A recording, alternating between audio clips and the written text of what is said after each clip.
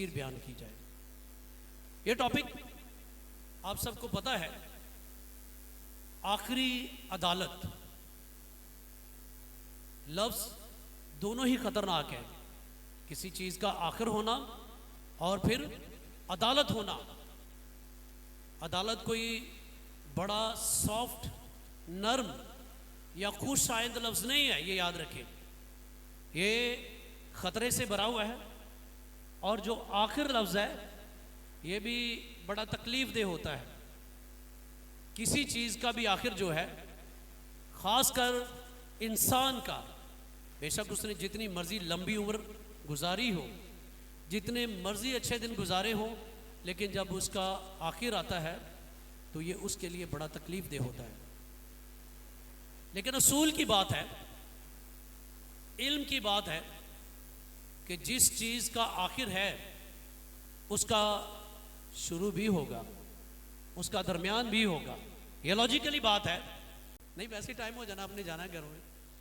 हम बात कर रहे हैं कि अदालत होगी किस किस की, है ना। पहली बात याद रखें, शख्सी अदालत होगी। शख्सी अदालत, है ना। हर एक शख्स की पर्सनल अदालत होगी। जिसने कलाम सुन लिया, जिसको कलाम पहुंचा दिया गया, रूहुल कुद्स के वसीले से उसने कलाम को अपने कानों और दिलों की ज़मीन पर ले लिया।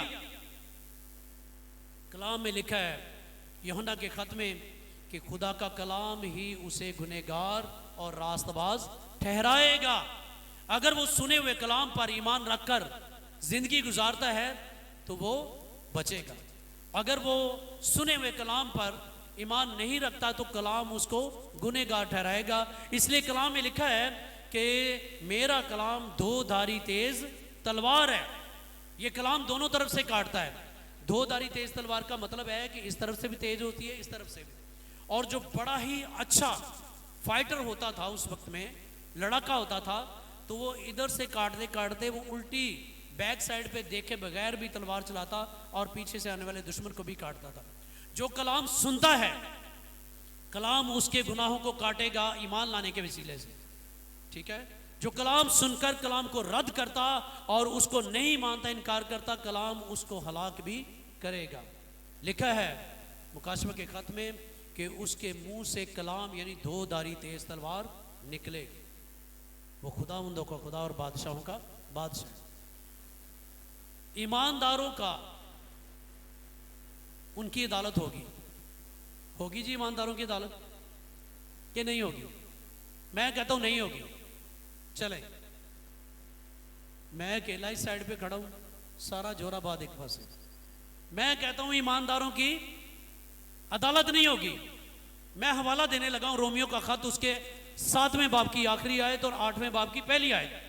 वहां पे लिखा है, पौलुस रसूल कहता है, हाय मैं कैसा कमबख्त इंसान हूं, मुझे इस मौत के बदन से कौन छुड़ाएगा।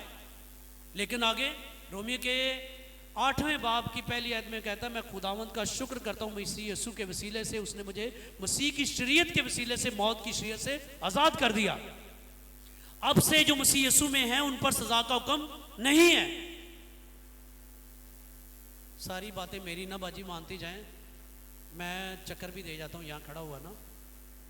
सर जाग रहे हैं बुजुर्ग हमारे, एल्डर साहबान, सीनियर्स है ना। पहले मैंने कहा कि ईमानदारों की अदालत नहीं होगी, लेकिन अब मैं बयान बदलने लगा हूं। ठीक है जी। पादी सुशील साहब, पादी सुशील साहब हमारे इदारे गुजरांवाला से मास्टर डिग्री करके आए हैं, छोटे भाई हैं और बड़े अच्छे स्कॉलर हैं, उनकी इजाज़त लेना ज़रूरी है। वो ये है कि ईमानदारों की अदालत होगी। मुकाशवा के खत में लिखा है, देख मैं जल्द आने वाला हूं और हर एक के काम के मुआफिक देने के लिए अजर मेरे पास है। ये आयत गुनहगारों के लिए नहीं है, ये आयत ईमानदारों के लिए। एबिलिटीज, खिदमत, जो जो कुछ आपके सुपुर्द कर दिया गया है उसकी भी अदालत होगी, याद रखें। पादी साहब को परस्तार, मुझे बाइबल मुक़द्दस का तालिब इल्म, मुनादी करने वाला, आप में से किसी को दुआ करने वाला, किसी को बदरूहें निकालने वाला, किसी को शिफा देने वाला ना। और रोमियो के ख़त में 12वें बाब में लिखा है कि नेमते भी वहाँ पे फ़र्क देखिए ना, सिखावत करना, नेकी करना, भलाई करना, नेक सामरी की तरह किसी दूसरे शख्स के साथ भलाई करना, इन नेमतों और खिदमात की अदालत होगी। और इसको कैटेगराइज किया गया है, जिसने जितनी मेहनत की गई होगी उसको उतना दर्जा और फल मिलेगा। क्योंकि यीशु ने कहा सीधा सीधा ना, हर एक के काम के मुआफिक ये है, तोल के दिया जाएगा कि किसने कितनी मेहनत की है उसको कितना मिलेगा। फिर पूरी दुनिया की अदालत होगी, कब्रें खुलेंगी, पूरी दुनिया के मुर्दे इकट्ठे होंगे, तख्ते अदालत लगा होगा, मुकाशफा का खत उसका 9वां बाब, और खुदा के तख्त के सामने कौमों का इंसाफ किया जाएगा। ठीक है, वहां पे कौमें सामने खड़ी होंगी और कौमों का इंसाफ किया जाएगा। एक सवाल मेरे माइंड में है, मेरे और आप तक कलाम पहुंच गया, ठीक है सर, हमने कलाम सुना, ईमान ले आए, हम बच गए। लेकिन जिनको कलाम ही नहीं सुनाया गया, यीशु मसीह कल आ जाते, परसों आ जाते, कुछ बन जाता है, ऐसा काम है ना, उसकी मर्जी जब मर्जी आए, कादर मुतलक है, अपनी मर्जी का मालिक है। अगर वो कल आ जाता है, परसों आ जाता है, लेकिन जिन कौमों तक खुदा का कलाम नहीं पहुंचा, उनके पास तो उज़र है ना कि जी हमें तो कुछ बताया ही नहीं गया। अगर दिया जाए तो हिसाब लिया जाता ना। क्या ख्याल है? याद रखने का हवाला घर जाके पढ़ेंगे आप, रोमियो का खत उसका 2रा बाब, वहां पे लिखा है जिन कौमों के पास शरीयत मौजूद नहीं, शरीयत की रसाई नहीं हुई, खुदा ने उन लोगों के दिलों पर अपनी शरीयत कंधा की गई है। They know very well what is the evil and bad, what is a good and evil, नेकी और बदी क्या है, अच्छा और बुरा क्या है, ये कैसे जान लेंगे वो? कबीलों के लोग थोड़े कपड़े पहनते हैं, आज़ाद फिरते हैं, कोई मलकियत का संभालने वाला नहीं है ना, झोंपड़ियों में रहते हैं, लेकिन फिर भी किसी एक दूसरे की चोरी नहीं करते। कोई किसी दूसरे की बीवी लेकर भागे तो उनका जिरगा बैठ के ना इंसाफ करता है। कहाँ से मिल गया इनको इंसाफ? क्यों ये जानते हैं सारी चीज़ें? कैसे इनको पता चल गया कि ये गलत है, ये सही है?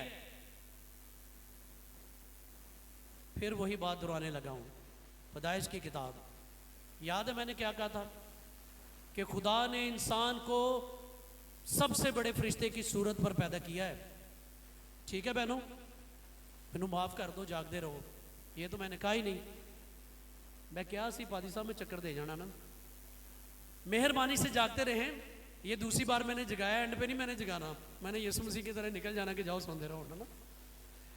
याद रखें, मैंने कहा था कि खुदा ने पैदाइश की किताब में कहा, आओ हम इंसान को अपनी सूरत और शबीह पर पैदा करें, और खुदा की शबीह खुदा का किरदार है, खुदा की अकल है, खुदा की खुसूसियात है, वो इंसान के अंदर रखी, और वही खुसूसियात उन कबीलों और जजीरों में रहने वाले लोगों के पास है।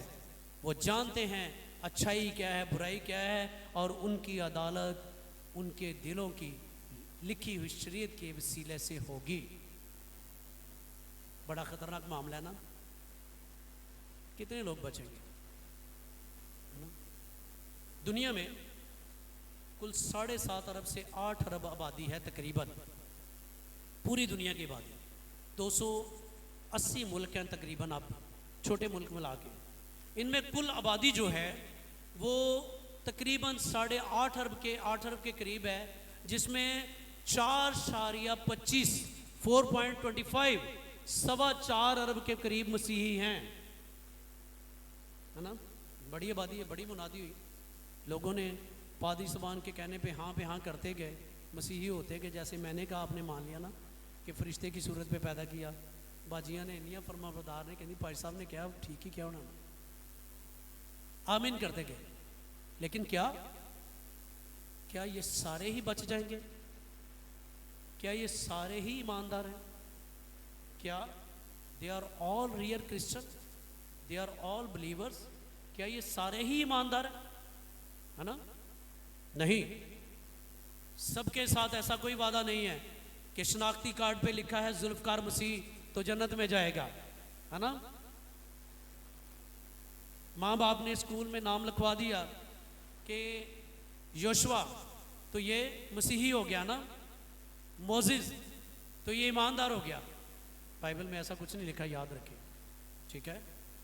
बाइबल ईमान की बात करती है, और ईमान सिर्फ ये नहीं है कि मैं ईमान रखता हूँ खुदा कादिर मुतलिब, ईमान का इकरार पढ़ ले तो ईमानदार हो गए, नहीं।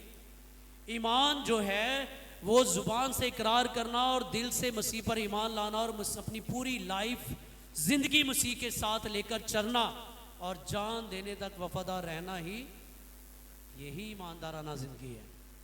हवाले में इसलिए नहीं पढ़ रहा, ना मैंने बाइबल खोली, हालांकि मैंने पादी साहब की बेटी की बाइबल उधारी ली है आज, मेरे नोट्स भी इसमें पढ़े हैं पादी साहब, तो खोली नहीं है क्योंकि टाइम कम था। मसीहियों में ईमानदाराना ज़िंदगी का होना बड़ा ज़रूरी है, लेकिन बड़ी कबातें हैं, बड़े प्रॉब्लम्स हैं।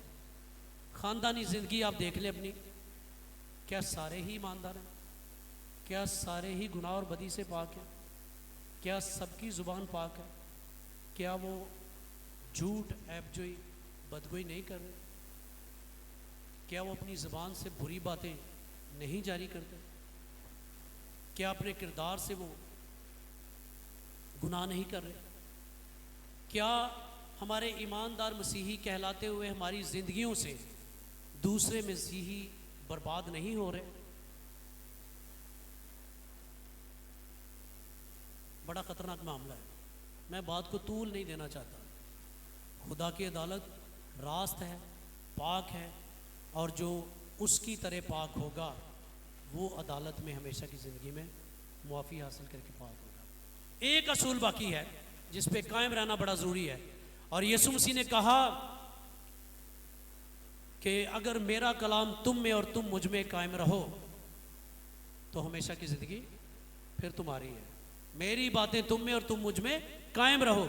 खुदा का कलाम अगर अंदर कायम है और उस पर कायम रहकर आप चल रहे हैं तो हमेशा की ज़िंदगी में कायम रहना और अदालत में खुदा के गज़ब से बचना मुमकिन है। जिसके पास बेटा है उसके पास ज़िंदगी है। इसकी सादा सी तशरीह ये है कि एक दो दिन के लिए बेटा नहीं, बल्कि सारी उम्र के लिए, जान देने तक वफादार। अपने किरदार को देखें, इंसानी ज़िंदगी को देखें। कलीसियाई ज़िंदगी नामी तौर पर है, बहुत सारी कलीसिया नॉमिनल मसीही हैं और उनकी ज़िंदगियों से दूसरी ज़िंदगियां बड़ी बर्बाद हो रही हैं। हसद, गुस्सा, झगड़ा और हर तरह की बदख्वाही, गुनाह मौजूद है। गलतियों के ख़त में, तस्लीकियों के ख़त में और मुकाशफे के ख़त में एक लिस्ट आपको मिलेगी। झूठ बोलने वाले, बदकार, है ना, बड़े बड़े लफ्ज़ मान, नशा, वो लोग मेरी बादशाही में दाखिल नहीं होंगे।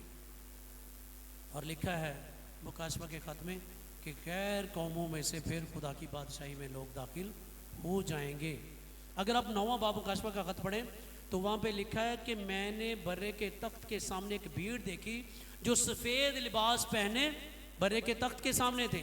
हर एक उम्मत, हर एक कबीले, कौम, रंग और नस्ल के लोग थे। चाइना के लोग मेंढक खाते हुए भी खुदा की बादशाही में दाखिल हो जाएंगे, लेकिन पाकिस्तानी मसीही हलाल गोश्त खाकर भी काम अगर हलाल नहीं होंगे तो फिर दाखिल नहीं होंगे। आखिरी अदालत बड़ी ख़तरनाक है। एक शायर ने शायद मसीही ज़िंदगी के लिए कहा हो, सांपों को बंद कर दिया सुपेरे ने ये कहकर, सांपों को बंद कर दिया सुपेरे ने ये कहकर, इंसान को डसने के लिए इंसान ही काफ़ी है। नहीं ज़रूरत हम एक दूसरे की ज़िंदगी खुद ही बर्बाद कर रहे हैं। कलाम यहाँ लगा हुआ है, चर्च में जा रहे हैं, लेकिन किरदार में पाकीज़गी और तब्दीली नहीं है। जो मसीह की ज़ात पर उस्तवार होगा, जो मसीह की ज़ात की तरह पाकीज़ा होगा, जो उसकी ज़ात में कायम होगा, वो खुदा के गज़ब और उसकी अदालत से बचेगा और हमेशा की ज़िंदगी में दाखिल होगा। वो खुदा की बादशाही में आखिर तक हमेशा की ज़िंदगी में कायम होगा। खुदा का असल नाम यहोवा, जो उसने खुद लोगों पर जाहिर किया, याहवे इब्रानी ज़बान का लफ्ज़। इसी की अगली ट्रांसफॉर्म हालत है यशवा, और यसु जो यसु मसीह का इब्रानी नाम है वो यशवा है, और ये दोनों एक ही असल से हैं। इसलिए कलाम में लिखा है कि इब्तिदा में कलाम था, कलाम खुदा के साथ, और यही कलाम खुदा था, और खुदा खुद अदालत करने आया यसु के जिस्म में। ये जवाब आपका ठीक था कि खुदा ने ही कानून दिया, अपने कानून को पूरा किया, और जो उसके कानून पर पूरे उतरेंगे वो उसकी अदालत के गज़ब से बचेंगे। जो बेटे को कबूल कर लेंगे, जो बेटे के कलाम को अपने अंदर ले लेंगे, जो बेटे की तरह पाक होकर खुदा की ज़ात पर पहले की तरह पाक और उस्तवार हो जाएंगे, वो आखिरी अदालत से बच जाएंगे। मेरी दुआ है कि खुदावंद आप सबको अपने आप की पड़ताल करने, जांचने की तौफीक बख्शे। कन्वेंशन की बुनियादी आयत है कि उसका छाज उसके हाथ में होगा। कितनी बहनों हैं जिन्होंने छाज कभी देखा है? देखा है? भाइयों ने अक्सर देखा होगा, जो मेरी उम्र के बुजुर्ग हैं उन्होंने देखा होगा कि पहले पहले शुरू में जब गंदम की कटाई होती थी तो गंदम को उसकी मुज़र असरात और दूसरे जो लाजमात थे उनसे दूर करने के लिए तूड़ी और भूसे को एक आला बनाया जाता था जिसको छाछ कहा जाता, और उसको हवा में ऐसे पटकते थे। हवा में तूड़ी उड़ जाती थी और दाने गेहूं जो है वो बच जाता था। यसुम मसीह आएगा और ऐसे ही पटकेगा। गेहूं काबिल इस्तेमाल चीज़ है, खुराक है ना, जिससे ज़िंदगी कायम रहती है। और जो यसु की तरह ज़िंदगी में कायम होंगे वो गेहूं की तरह छाछ इस्तेमाल करने के बाद भी खत्ते में जमा किए जाएंगे। और जो तूड़ी और भूसे की तरह लाइफ गुजारेंगे, नॉमिनल क्रिश्चियन होंगे, गीत भी गए, कलाम भी सुना और बाकी सारे काम भी कर लिए, they will not enter in the kingdom of God. ये एक बाइबल कह रही, मैं नहीं कह रहा। उनका रोना और अंधेरे में दांत पीसना फाइनल है, वो खुदा की बादशाही से बाहर रहेंगे। खुदावंद आप सबको तौबा की तौफीक बख्शे। तौबा एक छोटा लफ्ज़ है लेकिन इसका मतलब बड़ा आसान सा है। जो फौजी हैं उनमें फ़ौज का जो बड़ा लीडर होता है, फ़ौज जिस तरफ जा रही होती है उसे इंग्लिश का एक लफ्ज़ कहता है अबाउट टर्न। तो वो क्या करते हैं, वो दाएं और बाएं नहीं मुड़ते, वो वहीं पे अपने कदमों पे घूम जाते हैं। अगर इस तरफ मुंह है तो घूम कर टोटल घूम जाते हैं। तौबा यही है कि जिस गुनाह की डगर पे आप चल रहे हैं, मसीह का कलाम, मसीह को पहनकर उसको छोड़कर वापस मसीह की और खुदा की तरफ मुंह मोड़ लें। यकूब के ख़त में लिखा है खुदावंद के नज़दीक जाओ तो वो तुम्हारे नज़दीक आएगा। मुंह मोड़कर उसकी तरफ जाएं, वो जाएगा। निजात, हमेशा की ज़िंदगी आपकी और खुदा की सख्त तरीन अदालत जो आखिरी अदालत है उसमें भी आपको वो अपने गले से लगाएगा। वो भेड़ों को बकरियों से अलहदा करके भेड़ों को अपने गले में जमा करेगा। खुदावंद आप सबको इस कलाम के वसीले से बड़ी बरकत बख्शे। आमीन।